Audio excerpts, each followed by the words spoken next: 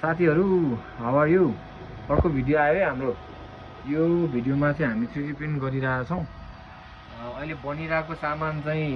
हाम्रो 18650 lithium iron ब्याट्रीको एउटा case हो यो केसमा ब्याट्री राख्ने र स्पट वेल्डिङ गर्ने एउटा डिजाइन हामीले गरेका छौं सो आज धेरै 3D प्रिन्ट भइसक्यो पार्ट यो अर्को एकजना हाम्रो कस्टमरको सक टावर हामीले बनाएको छौं कस्टमाइज्ड र अरु दुई चारवटा प्रोडक्टहरु हामीले निकालेका छौं र तपाईहरुलाई पनि केही 3D प्रिन्ट गर्नु छ भने कतै नसम्झी हामीलाई सम्झिनु होला आरसी टुरेट नेपाल एन्डर 3 V2 मेसिन हो एकदम राम्रो छ हाम्रो फिलामेन्टमा चाहिँ एबीएस र PLA प्लस PLA सिल्कहरु अवेलेबल छ तपाईलाई जस्तो पनि डिजाइन हामी चाहिँ गरेर पनि बनाइदिन सक्छौं है गाइज